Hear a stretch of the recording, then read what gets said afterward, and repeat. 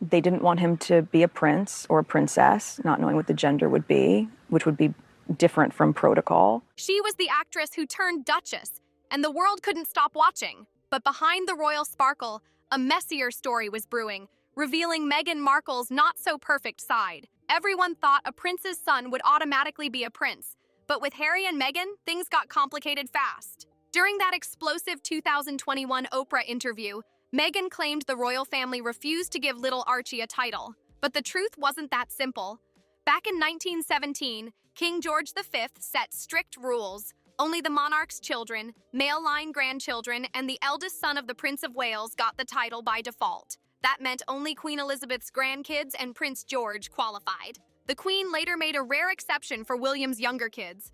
And now that King Charles rules, Archie and Lilibet finally meet the royal criteria. Meghan also shared the moment she first met the Queen, and even Harry admitted the whole curtsying thing felt awkward. When Meghan demonstrated how she curtsied to the Queen, she threw in an exaggerated bow that shocked everyone. Fans online went wild. One called it so mocking and disrespectful, while another wrote, "Funny how Meghan Markle thinks it's silly to curtsy to a queen but loves being called a duchess." Even with her rocky relationship with half-sister Samantha Markle, Meghan stayed close to Samantha's daughter, Ashley Hale. They shared a tight bond until the royal wedding came around. Despite their connection, Ashley didn't make the guest list for Harry and Meghan's 2018 ceremony after Meghan said she'd been told not to invite her niece. Some say Ashley wasn't invited to the royal wedding to avoid media drama between her and Samantha. But a source told the Daily Mail that Meghan actually had full control of her guest list and was even urged to invite more family. After moving to the US, Meghan and Harry needed new cash flow to keep up their lavish lifestyle, and they wasted no time. In 2020, just months after settling into their $14 million Montecito mansion with 13 fireplaces, they landed a $100 million Netflix deal.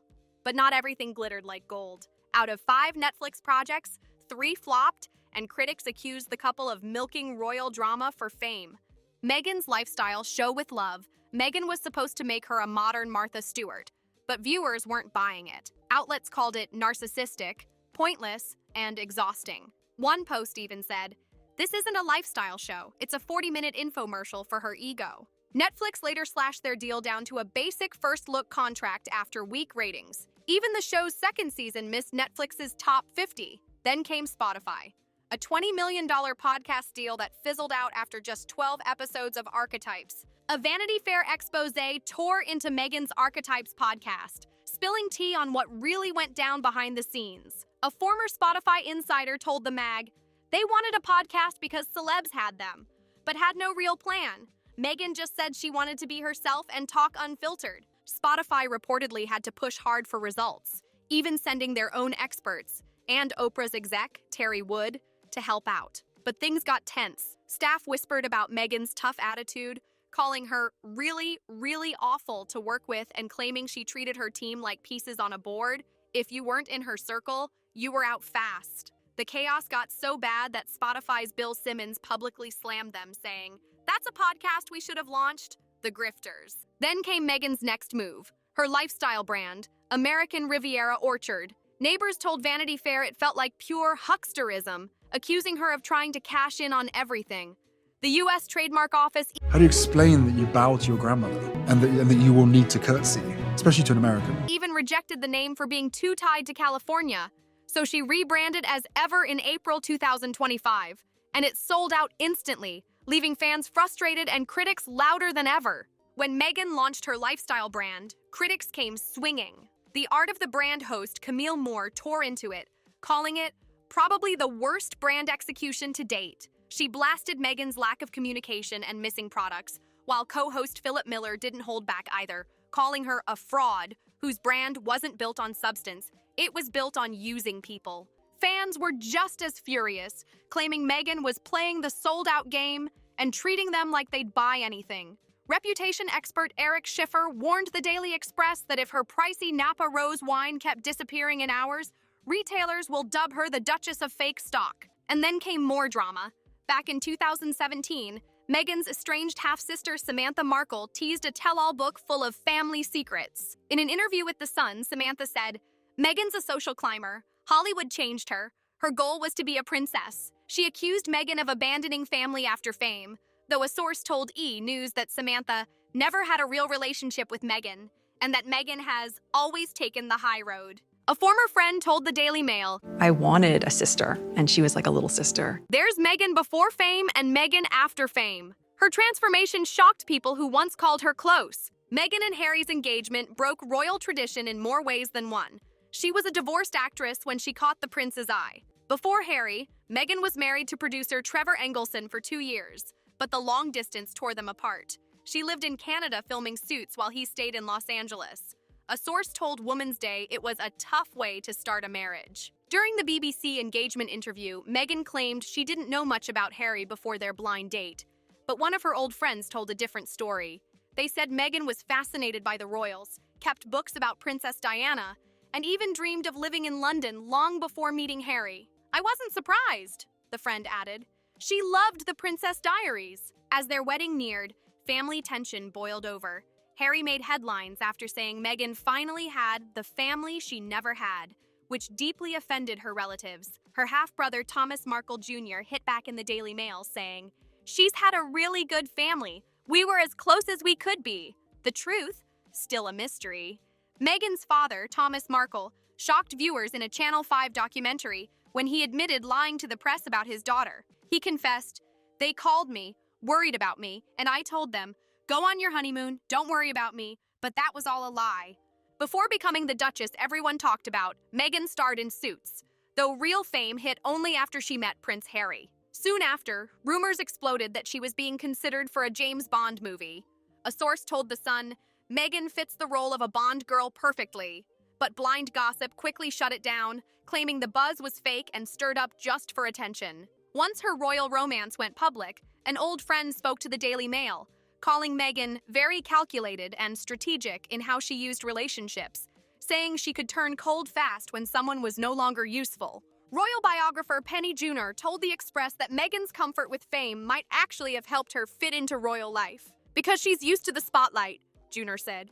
"Unlike Harry's exes who ran from it, Meghan thrives on it. That was just part of Meghan's hustle, always blending business with charm." After splitting from Trevor Engelson, she spent plenty of time in London and grew close to TV personality Lizzie Cundy after a charity dinner. Cundy later revealed in her 2019 book Tales from the Red Carpet that Meghan was on the hunt for a new man, but with 2 conditions. He had to be English and he had to be famous. Lizzie wrote, "We were chatting and she asked, 'Do you know any famous guys? I really love Englishmen.'" Sources later claimed that in 2015, Meghan even slid into singer Matt Cardle's DMs, but he stopped replying after meeting someone else. That online exchange reportedly happened just months before she met Prince Harry. Once Harry entered the picture, Meghan allegedly ghosted Lizzie. "I texted saying, 'Oh my God, I heard about Harry,' and she said, 'Yeah, I know, we'll catch up,'" Cundy recalled. "Then, nothing.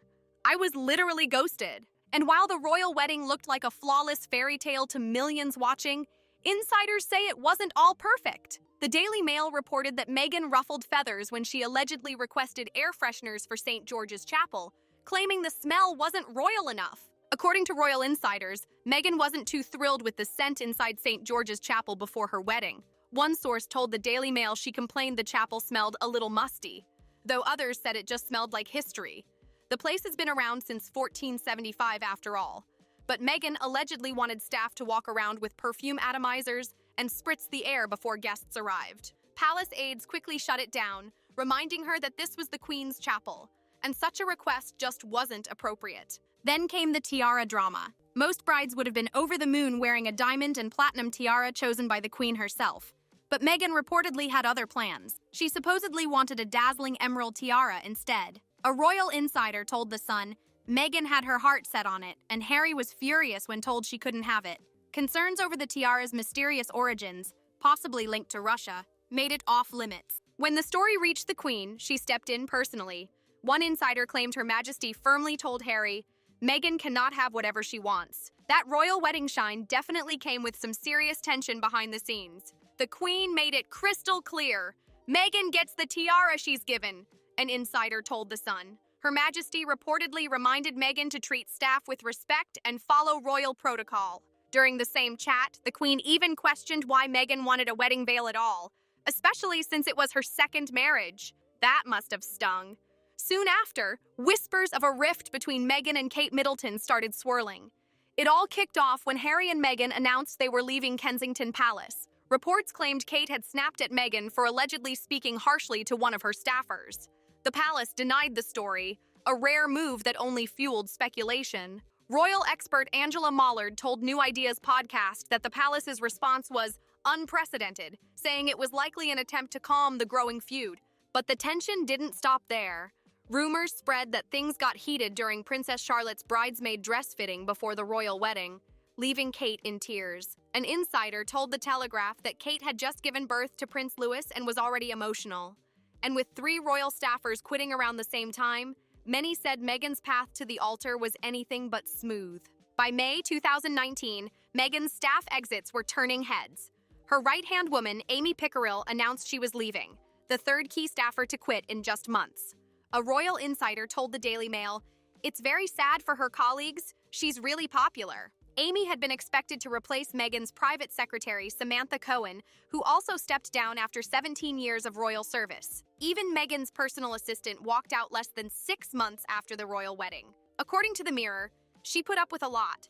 Meghan had huge demands, and it left her in tears. While the public saw a fairy tale romance, behind the scenes, things looked a bit messier. Before Harry, Meghan was dating Canadian chef Corey Vitiello, and whispers claim there might have been overlap between relationships. Eagle-eyed royal watchers noticed Vanity Fair quietly edited Meghan's interview, changing her story about when she and Harry first met, from May 2016 to July 2016. According to The Telegraph, Meghan was still with Corey when she reportedly met Prince Harry. They'd been together for 2 years before splitting in May, the very same month her royal love story allegedly began. Prince Harry reportedly asked for Meghan's number after meeting her at an event. And that's where it all began. When the Daily Mail asked Meghan's ex, chef Corey Vitiello, if they were still together when she met Harry, he stayed classy, saying, "I've got a lot of respect for Meghan. She's a great girl.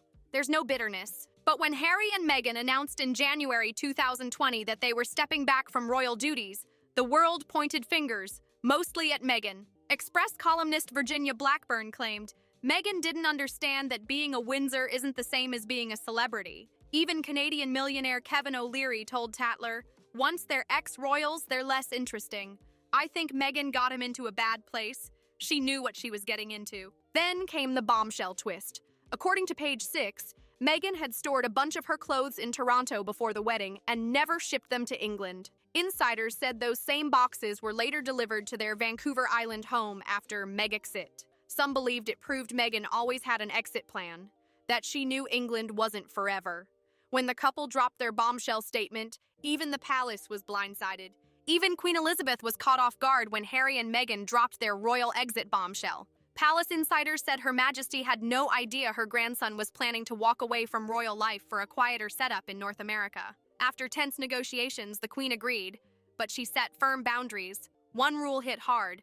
The couple couldn't use the word royal in their personal projects, even though their brand was already called Sussex Royal. The pair accepted the terms but didn't stay quiet. Months later, a pointed statement appeared on their website reading, "There is no jurisdiction by the monarchy over the use of the word royal overseas." It sounded like a subtle dig, especially when they added they wouldn't use Sussex Royal in any territory. They even seemed to take a swipe at Princesses Eugenie and Beatrice, noting that other royals were allowed to work while keeping their titles.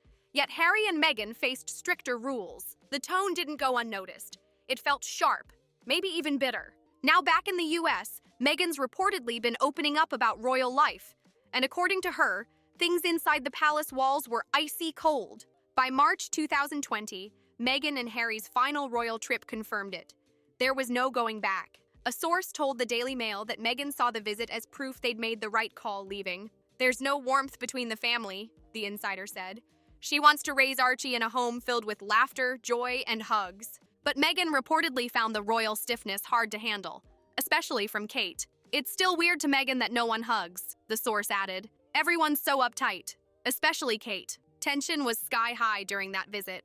Kate barely looked at her, and the two kept things painfully polite. Their rumored feud only grew after Meghan guest-edited British Vogue's 2019 September issue and said it would have been tacky to appear on the cover herself. The problem? Kate had already graced Vogue's cover in 2016, and fans didn't miss that subtle shade. And that's the royal tea, full of icy stares, silent feuds, and headline-making exits. What do you think? Misunderstood moves or master plans? Don't forget to like, subscribe, share, and drop your thoughts in the comments.